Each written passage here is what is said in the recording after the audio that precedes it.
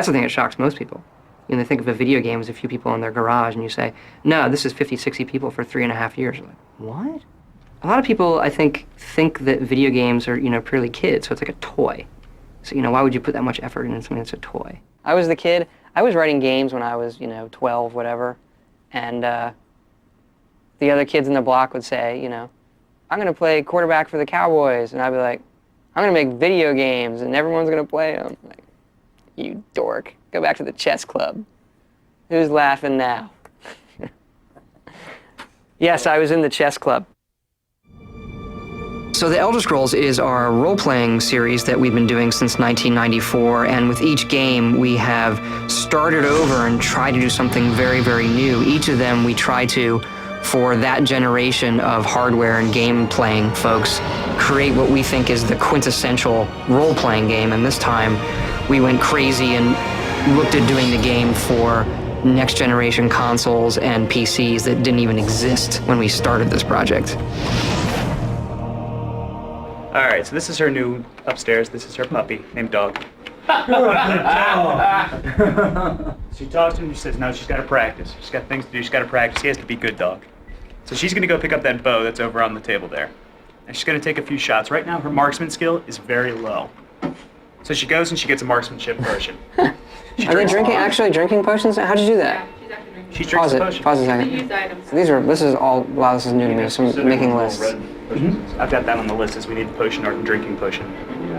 That. Yeah, it's on there. Okay. All right, so she drinks that, which increases her marksmanship skill. Now she attacks. Dude, that is brilliant. So she goes and picks up this book over here and starts reading. Dog starts eating. His animations are going to be tweaked, and now he's got all sorts of energy. He's running around. He's running around like an idiot, and she's starting to get annoyed because she's trying to read. She's like, no, mommy's reading, and he goes, huh? Bam! Paralyzed. Falls over. She goes back to reading while the dog twitches helplessly on the ground. All right, so now she says she's going to go get some sleep. The dog still wants food, though, so he follows her over to the bed. She says, you're a very bad puppy. You're a very bad puppy. And he goes, after kicking a bottle out of him. awesome. And scene. I think the demo showed a lot of promise, and we just have to go through and polish a lot of small stuff. And the final battle part definitely isn't quite there yet, but I mean the game systems work. We just need to go back and add that extra fine-tuning, extra scripting that's required for that. So. And no panic yet. You guys are waiting for this panic, and I don't think it's quite going to come. What's at stake here? There are two big focuses for E3. So one is the demo, and we'll go in there, have a big giant plasma screen, and it'll be me and Todd in there just talking to people about the game and kind of running through the same demo every hour on the hour. And then the second thing would be the trailer. It has to be awesome. It can't miss. It's the most important thing we do because it gets seen by everybody.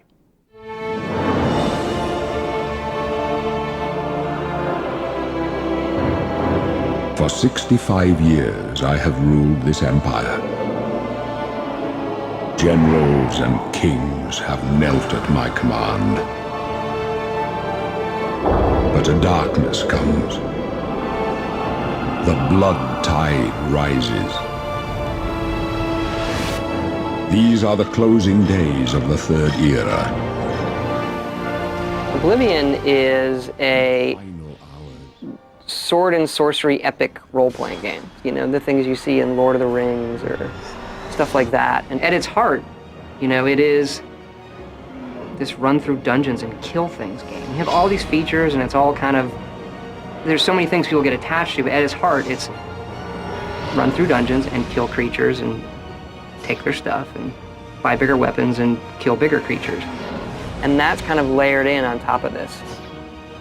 Wow, look at these flowers. Can I pick that?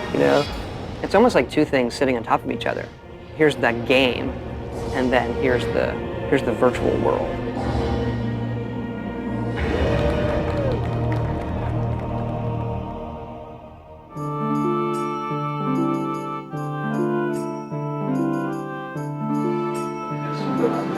Yeah, so like the tripwire is perfect for like you want to give the player a chance to avoid it, to feel like they see it, or to use it against the creatures. Again, we'll be liberal with those traps. I'd rather add too many and have people complain and take them out, rather than have That's empty what I'm spaces. thinking right now with loot and creatures. Overwhelming. I'm trying to overwhelm it with lots of loot. So that you get more out of the dungeon, because, everybody's been saying the argument, you get more in someone's basement than you do in in a quest. Well, I'm one of the world artists, but I specialize in the Oblivion plane art and the lower class. The stuff that's really dirty and dingy and sort of nasty, or the stuff that looks very deadly and scary and, somewhat demonic or evil. That seems to be in my comfort zone, in a way, that I can go do that stuff far easier than if they asked me to do anything that was nice and beautiful. This is basically showing an overview of what you'd expect a dungeon level to look like. So they're built on a grid system so that they have an exact fit and match, and you won't see any seams. It's a lot like a Lego set in a way, except far more complex and detailed. And then before you know it, you have this world that you created in your own mind that you can sort of experience and feel the atmosphere and sort of the dread and the scariness of it. And this is where you find your first area that's inhabited by traps. So my goal is, I'm hoping the player walk over to the treasure chest and walk through all 3 of these zones, therefore setting off all 3 of these traps up here, here, and here. I mean, I live a pretty normal life. I have a wife and 2 daughters, so it's very normal for me. But they exist in that world with me, like they're exposed to the monsters and to the films and all the stuff that I have in the house. I love the undead. I try to use them as much as possible. Just bring in one of these guys, pop them down, and so like this one only has 1 arm, or the other one has no head. I guess I'm sort of a non-conventional sort of person, so that I've always stayed away from the more conservative side of life. So I like the stuff that is far more, I guess, less mainstream. So it wouldn't just follow this route along the path here, but maybe it would take this route, and give it a little bit more lifelike behavior as far as the direction it's going to travel. But also give people questions as to why it's there and what it stands for, because that could be more interesting in what you read into it rather than the literal. What your mind imagines sometimes is far cooler than what the reality is of situations. I know the designers have a long wish list of art that they wanted, but you know what? I mean, if you don't get that unique looking sword, I think we can live with it looking like every other sword in the game, so. I'm waiting for Craig to do as usual. Everybody stop coding, I'm gonna fix this. Practice 2-step. 1 step forward, 2 steps back. Woo-hoo! So I'm gonna make everybody turn around and we'll start making some progress.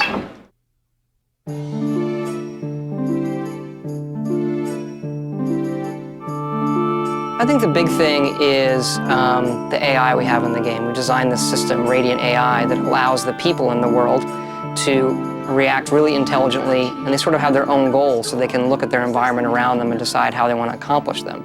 Our NPCs exist no matter if you're there or not. They're doing what they're supposed to do.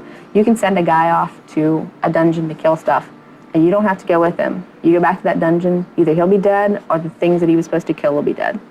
I mean, it will have happened whether you were there or not. Like this guy, I can basically go up to him and say hi to him, and he'll greet me. He'll chat with me. His aggression is like a 5. I'm gonna give him a higher aggression. So now he really hates my guts. He tremendously hates my guts. So we're gonna move over here, and he's immediately gonna go combat with me. The guy behind him's a guard. So he committed a crime by attacking me, so the guard will attack him. These other guys are just trying to stay away. So eventually he figures out the guard is a much dangerous target than I am, because I haven't struck him once, so he'll fight the guard. But the good guard saved me, kept me from getting killed. One of the initial things we had was we turned it on so the guys could all do their stuff, and some guy went around town, some NPC you couldn't even see, went around town and bought all the armor. So when you went to the stores, there was nothing for you to buy. It's like a ship that's bringing all these water leaks, and we're constantly filling them up. Did you realize the player can easily steal a horse, ride it to this guy's place, leave it in his house, and steal all his money when the other guy goes out and tries to ride the horse, and hilarity ensues? When you have something that's powerful, it has a great capacity to be really cool or a great capacity to really make insanity. They're my actors, they're my children, they have to behave properly. When they're not acting right, everyone comes looking to me. So yeah, I talk to them and I have them set up and know what they do. And yeah, it's kind of odd, but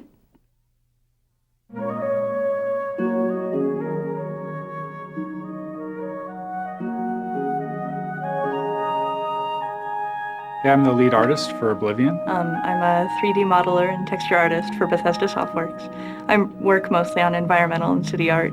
Yeah, I mean, I get a chance to really look at every aspect of the game artistically, but primarily I focus on the environments. Well, it originally starts out as me just thinking about things while I'm working. But later on, after I have, some good source images, I'll do a pencil sketch like this that's more defined and something that I can model from. Yeah, I think it's really hard to come up with an interesting idea for something that's evil. It's a lot harder than you think. A lot of times I think it looks really cool, but it's not necessarily scary. Actually, this is kind of the most fun part of the game sometimes, because you're still making up ideas. They might not get in the game, but it's, I don't know, you just get to make up crazy stuff, and it's cool, So we are in Shaden Hall. This is the overhead view in the Elder Scrolls construction set, which we use to build the game. This is where we put in all the houses, the trees, paint all the landscape textures on, everything like that. And then these are our little door markers over here. This indicates that this is a door you can go through. There are a few things that might not look like doors, but they are. Yeah, this well behind the abandoned house might be used for nefarious practices, or it could be a secret door. It's really fun because, we go everywhere to find source photographs. Like, we took a day trip to DC one weekend and we just took tons of pictures of buildings, trying to get the just the right, stone pattern and making sure that we photographed everything we possibly can, just in case. Well, I took the photos I took here, I ended up using for a lot of the Imperial City base stonework. Yeah, so it ends up, looking somewhat boring to you, but, we can take the edges of these stones here on the ground or all the little stains in there and use those and build a whole new wall in the game. Can't get over how much this looks like something in the game. It looks really nice, even like just the top part of it over there. Actually, a hard thing to find generally is just finding nice patterns, just architectural details, just things that we can put into a building to give it some more decoration. A really good example is you can see the coffered ceiling, and I tried to build something just like that in the temple in the Imperial City. So I tried to recreate something very similar to that. It's actually the top of a dome, but I'm using it for the top of an altar instead. So once I add all these different layers into it, it's more like the final texture. We've been able to make this living, breathing city that's like actually there. It's like, man, I totally live here.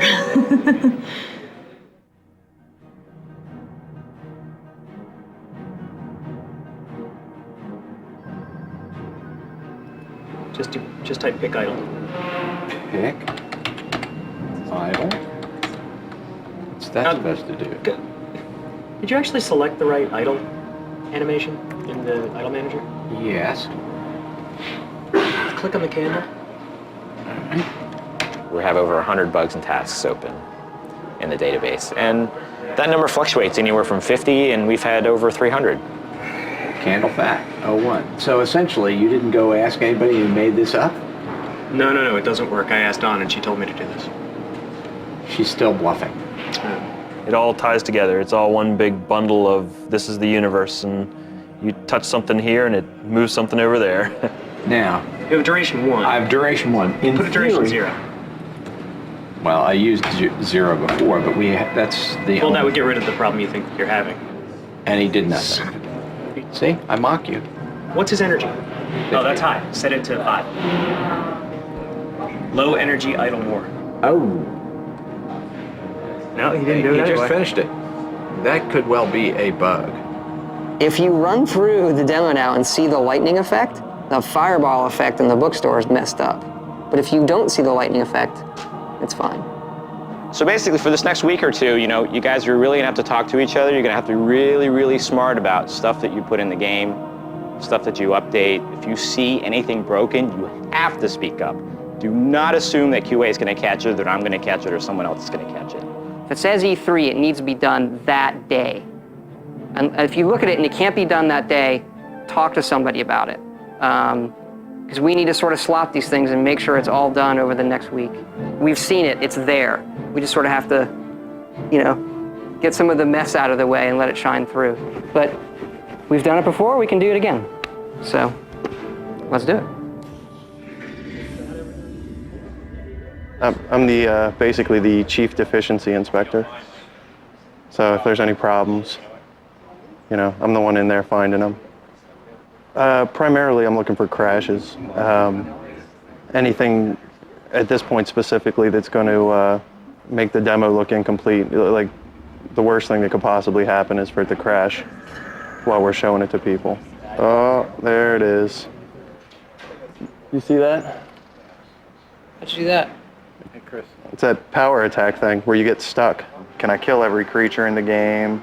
Can I soul trap every creature in the game? Can I click every button in the game? Can I exit the game from everywhere in the game? If I save the game this way, does anything get messed up? If I go here and save, does anything get messed up? I think we should throw a fireball here, but that's up to you. Because I think it was... No? Now you've ruined everything. But it looks so cool going down there. Yeah. That's the beauty of my job is I get to do everything hundreds of times. Minimum 2 times an hour, 10, 12 hours a day, 30 a day all week. Hey, that's like 150 times this week.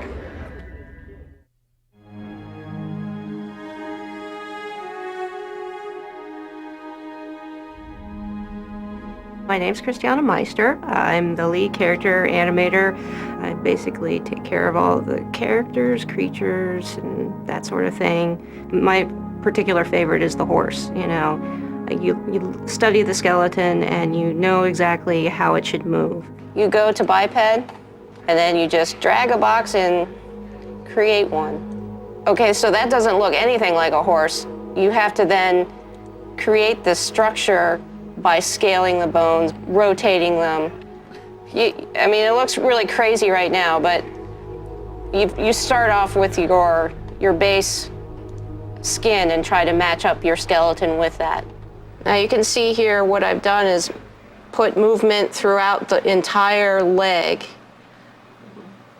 but that doesn't react with the rest of the body. So then what you need to do is make sure that the rest of the body reacts to that movement, because it does in real life. If you move her head, you see the hind end actually moves. Everything's connected. There's not one joint that you can just move independently, really. And here's a horse that I can get up and ride. I have to get with the character animator on this riding animation. It looks uncomfortable to me. There's always work to be done. Yeah, I'm always, watching her move, and it also helps to, when I ride, I can feel what's going on. So feeling is a good part of animating as well, because you think about your body position and everything else while you're riding. I don't know, people are not my forte, really. I like thinking about the 4 legs instead of 2 legs. I know there are people that are completely the opposite, but I don't know. I find them much more interesting. Yeah, it's fun. With Oblivion, we were really fortunate to get some voice talent that people know to join us for the project, including Patrick Stewart, Linda Carter, Sean Bean, Terrence Stamp.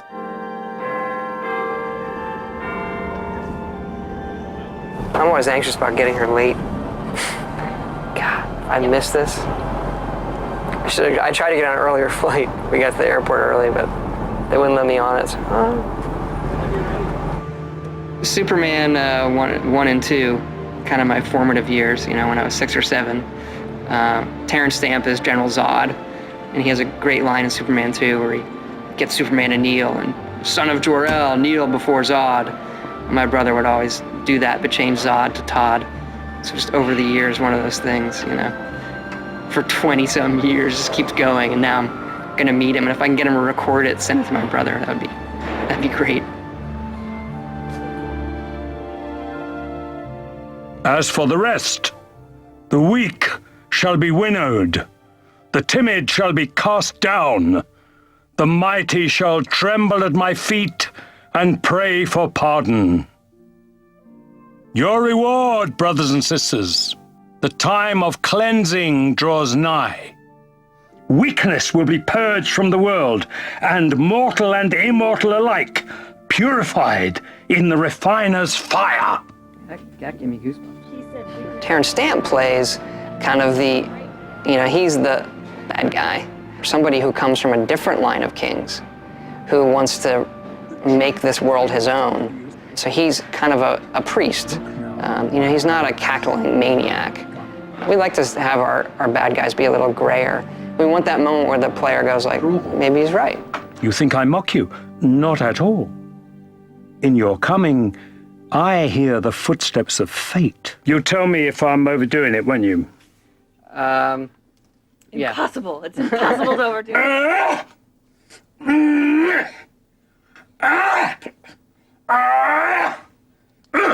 Yeah, it's kind of like he said while we were there, the character just came out of him. It's like a very serious voice. You know the guy at the other end of that is serious, But if a god can die, how does his heart survive? Good. When I wrote this role, I called them and I said, they're like, well, who do you want for this role? And they'd give me a list. And I said, no, I gotta have Terrence Stamp. Oh, how wonderful. I don't know if he's done a game. I said, Yeah. He has, but I think he's... No, I mean, I wasn't unnerved, but when I got the FedEx last night with the script, and I looked at it and I thought, well, I just don't know. I hope there's somebody there to tell me where to go, because I just had I didn't know, like, the area of it. Like, I didn't know the area of performance, Right. So I look forward to, showing it to them and having them, I've never seen myself in that light. Just how well we can lip sync and put other characters on the screen. Kneel before Todd. You got to put that in. Smile when you ask questions like Thanks. Thanks, John. Gentlemen, wonderful. So this is my pal Terrence Stamp.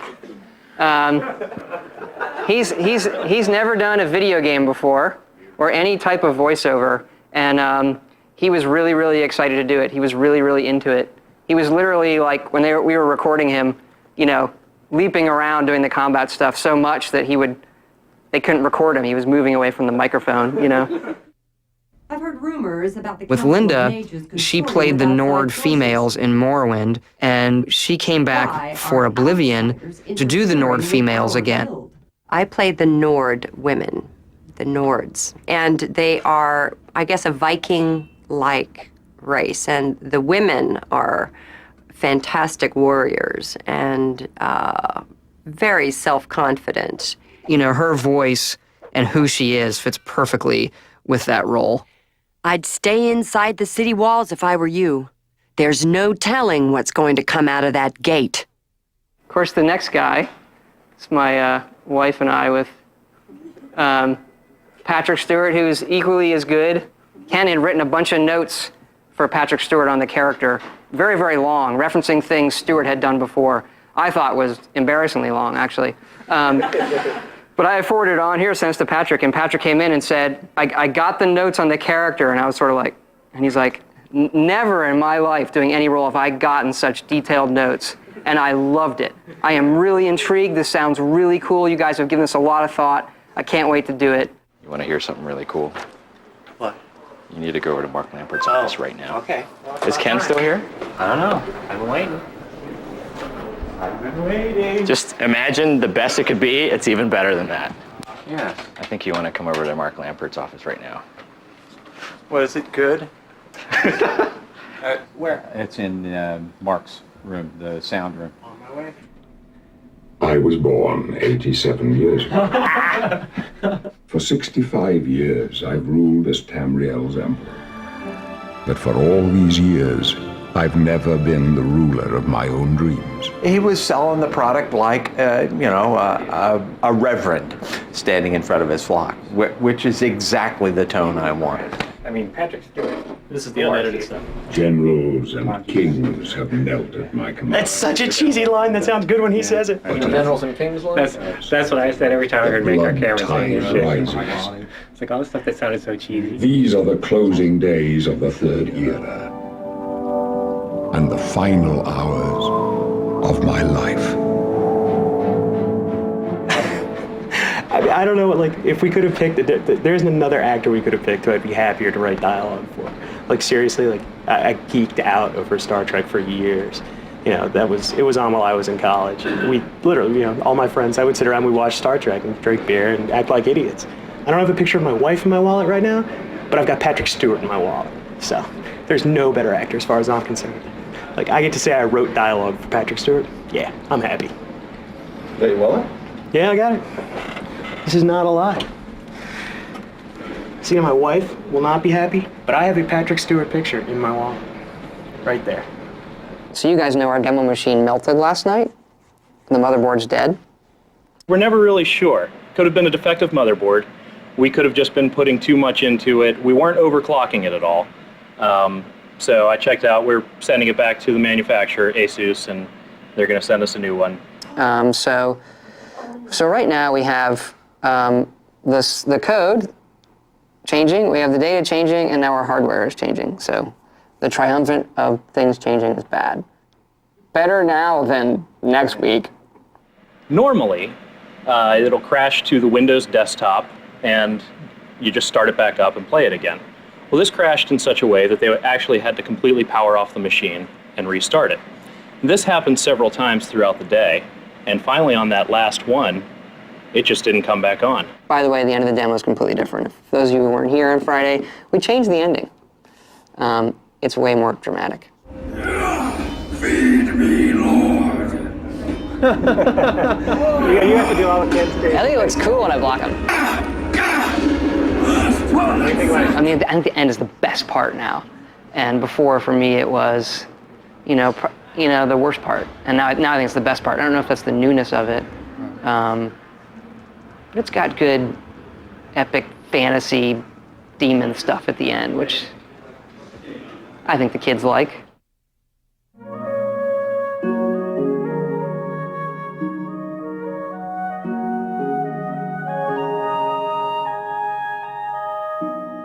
Yeah, the Force stuff for us has always been the kind of rendering-wise the craziest thing that we're trying to do, and the thing that also has the biggest visual impact of the game. People see it, wow, I've never seen that before.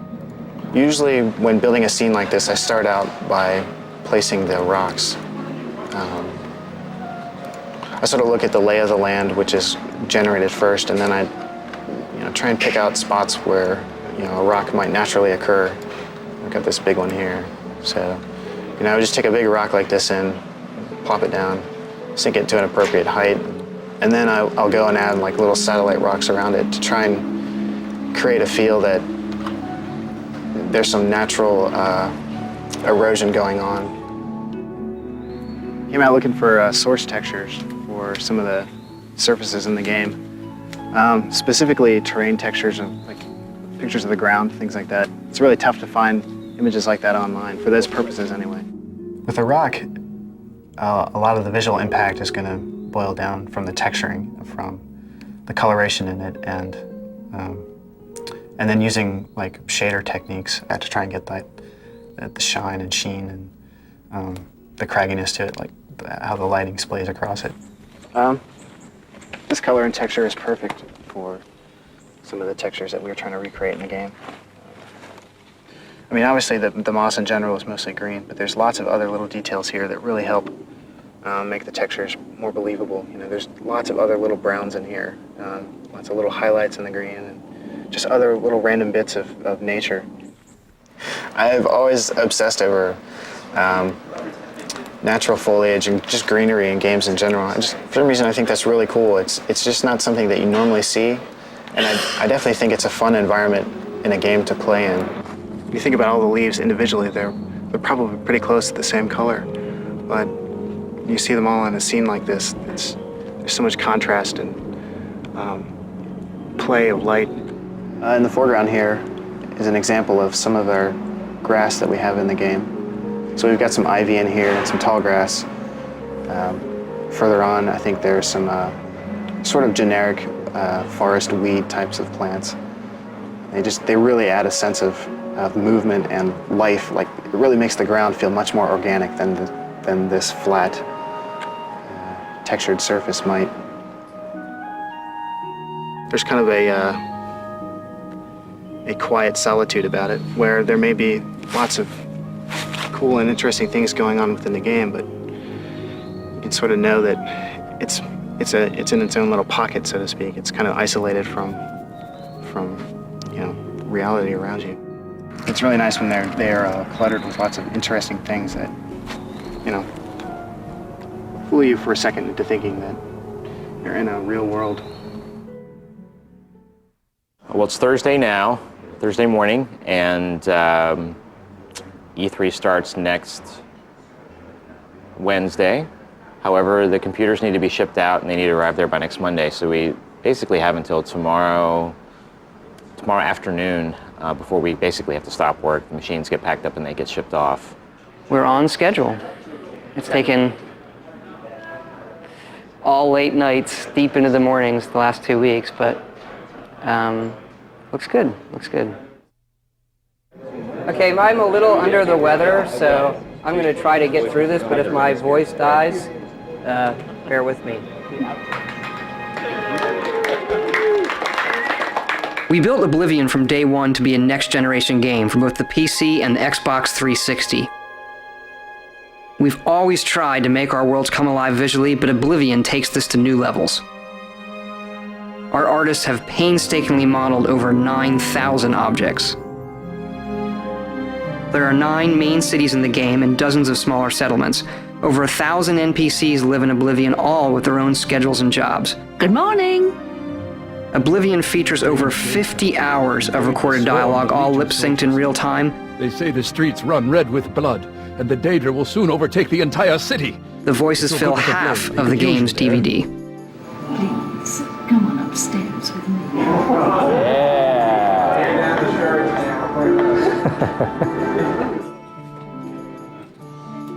I don't know what kind of titanium alloy packing stuff they've got, but whatever it is, I just hope it can take a push out of a plane at 30,000 feet. He did it!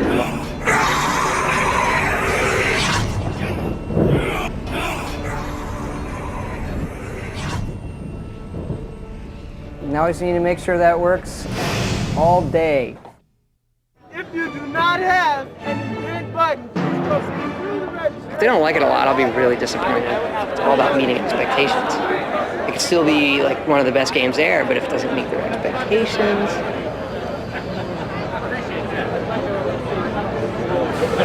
Time we start? Oh, right now it's 7:10, and we were supposed to be starting the Microsoft event in 5 minutes, but that's not going to happen. So we're just hanging out, waiting to meet up with some folks, and we go get something to drink, and we'll watch them put our trailer up in front of thousands of people. I mean, I'm really looking forward to it. It's an awful lot of work to get to this point. I mean, we haven't seen it on a freaking movie screen, so we have no idea how it's gonna look. Well, we know it looks really good on a 61-inch TV, but on a movie screen.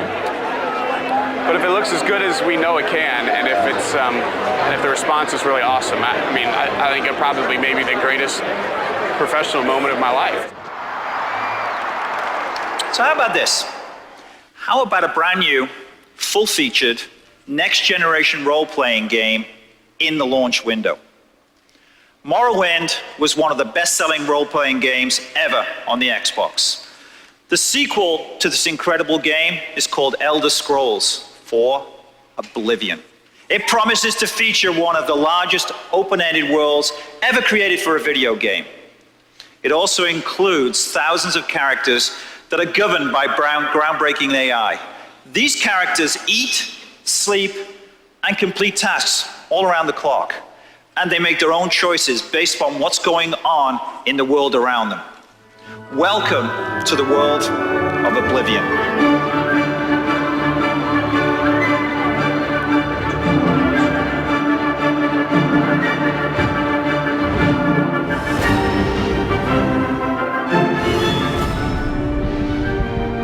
Hi, I'm Todd Howard of Bethesda Softworks, and welcome to our presentation of the Elder Scrolls 4 Oblivion.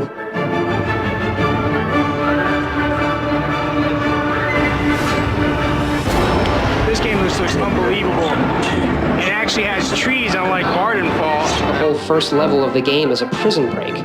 And through your actions, it really determines what kind of character you'll be. I mean, sometimes I worry that games are going to get so realistic looking that I won't want to play in them because they're too real, and then I might as well just be at home.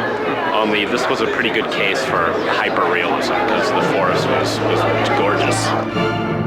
Unbelievable. It's easily the most impressive game that we've seen at E3. Yeah, it's like with the Radiant AI thing. Yeah. That's always one of my big issues with RPGs is the NPC characters are kind of boring. Like they're just there and you talk to them and they're kind of just like this clunky way of getting information. But it's so much more entertaining to watch like somebody flame their dog.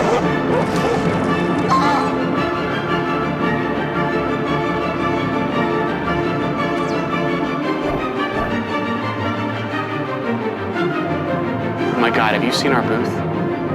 It's off the hook. Fans of the series, they're gonna go nuts. They're gonna love it. Morrowind changed my life. I don't know about that. Maybe it didn't change my life. It definitely took away a lot of my hours.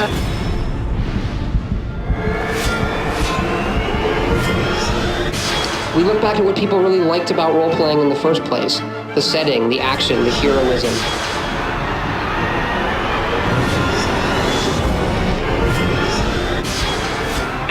When that guy came, I don't know if you've seen it or not, but when the guy came out of that Oblivion portal, that was cool. He was so cool.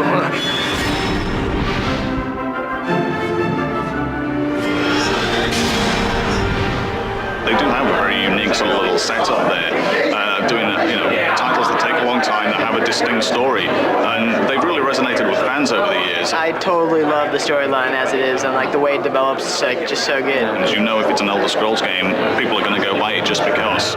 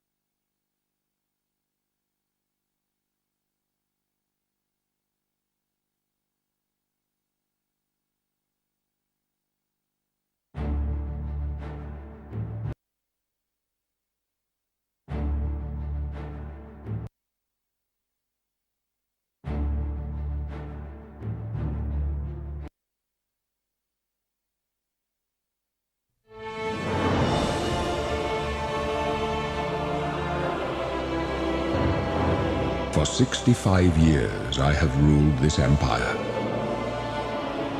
Generals and kings have knelt at my command. But a darkness comes. The blood tide rises. These are the closing days of the Third Era.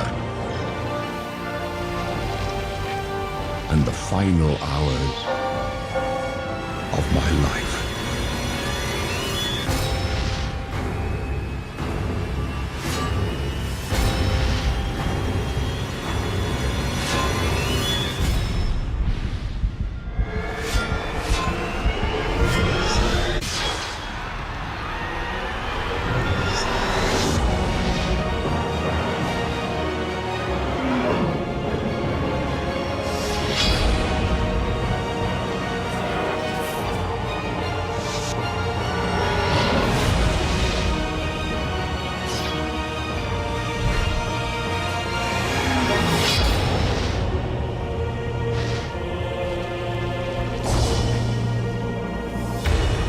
Find him and close shut the jaws of Oblivion.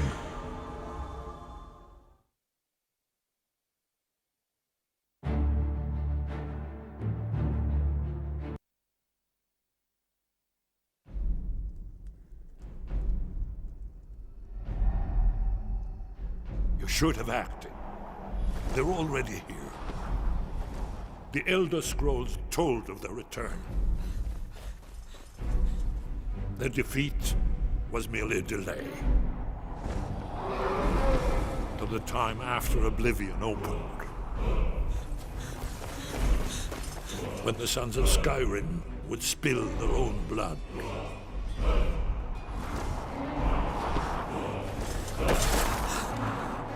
But no one wanted to believe they even existed.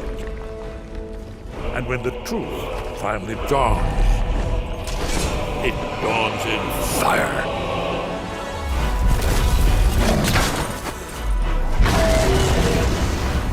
But there's one they fear. In their tongue, he's Dovahkiin, Dragonborn.